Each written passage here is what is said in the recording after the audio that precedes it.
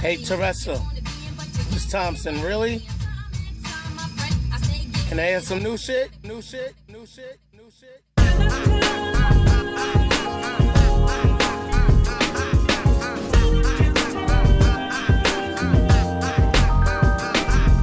Stand and prepare for an audible release. Shout out to the crew, to the Phife, for rest in peace. Ash shall receive, I see to it, all be fluid. She could flow, it's undisputed, so for you I spit the new shit. You ought to know that I don't know any better. My goal is rip your shit to every motherfucking letter. Did not you know that I don't do it for my health? You could check my resume, that shit is speaking for itself.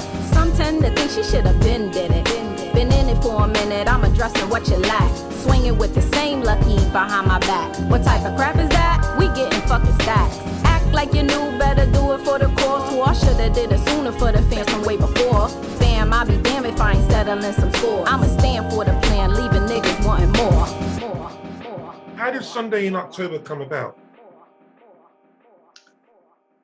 Phife and me were supposed to work together prior to his passing. We dated way back when, 93 to 95. We actually lived together for a little while at his home in Atlanta. What did you like about him? He was funny. He was definitely funny. I was so young, you know. I think what makes you like someone when you're 19 isn't what makes you like when you're 40. But we always, obviously I stay in touch with everyone, and he had sent me that video and he was like, you know, can I hear some new music? And it was funny at the time and I had no intention of releasing new music. So he passed and then I decided to release new music. So it's almost like a tribute to him, you know, asking me for new music. So here it is. Slick Rick was like the first time I heard hip hop like on the radio, and I fell in love. Back then, obviously the hip hop culture, you know, b-boys and graffiti and everything. Everybody cool to me was named Shorty something. So I'm little. I was like, oh, I'll be Shorty. Then I moved to Philadelphia when I was 11.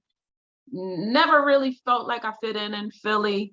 Got a core group of guys who rapped. They were just my friends and they knew a DJ. And then one day I just went to his house and they were all rapping over break beats. And I was like, oh, I think I could do this. I did it. I think I loved writing, but I loved the attention that, like, as a girl, I could do this. So it just kind of went from there. My little sister, she was taking violin lessons. We had to go rent her a violin from a music store, and the salesman who helped us was Hubbard, who ended up being a part of the Roots. This is early before the Roots. His friend Rich, the Roots former manager, prior to his passing, he was having a talent contest, and if you won, you could get free studio time, and I won. And he became my manager, and it just, everything started that way. We're talking about Rich Nichols here. Yes. Oh, okay. I was his second artist he ever managed. Okay. I love this. That's what's up. I love Yeah, that. Okay. Keep on talking. Come on. So Rich was like a father figure to me. I mean, God, I was 14. So anytime, just as I'm sure girls and their mothers do, we would argue, my mother and I would leave, and Rich and his wife back then, they would always, oh, you could just stay here. You could just stay with us. So Rich always just looked out for me. So he brought me to the concert where I met Pas, the news from De La Soul. I kind of left Philly to kind of do my thing with De La in New York. And while I was in New York, that's when Rich started working with the Roots. Obviously, I ended up coming back to Philly and I didn't have a place to stay. I think I was 20. now maybe 21, you know, like just, you know, like you're young and you're couch surfing. And so I ended up moving in to the house in West Philly with Questlove, the Jazzy Fat Nasties.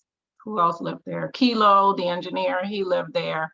And I lived there for a little while. Rich kind of handled everything. And then I ended up moving to Brooklyn to live with the Beat Miners from Black Moon. And I was moving out there to work with them on my album, but they lost their deal. So my deal kind of got lost with them. So it was a lot. That's how I'm on the Roots first album and De La Soul's third album. Yeah. You're on Balloon Mind State, right? Right. Mm-hmm. What Roots album were you on? Organics, the first one before Geffen. First of all, I love the name. And I'm like, Shorty No Mass. So that was like, De La added the No Mas because their whole thing was she doesn't need makeup. You know, around that time was Little Kim, Foxy Brown. So the No Mas was, I don't need the makeup and the jewelry and the, you know, all that to be a dope artist.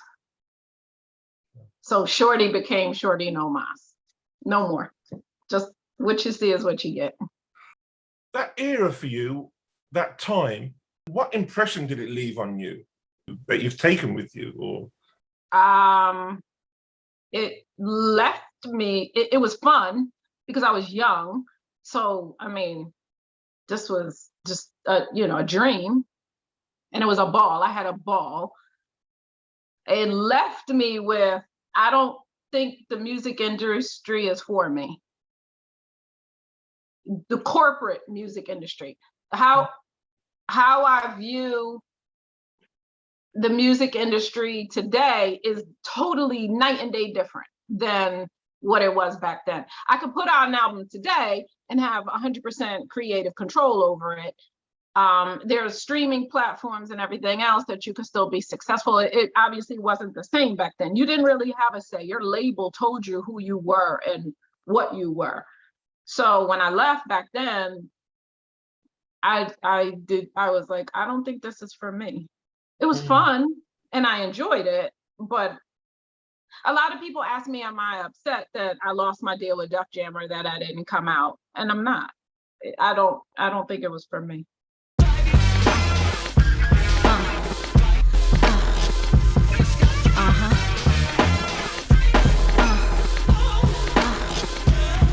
This is just what it takes to compliment them. Every track I pick, hit it with emotion, make the shit sound sick.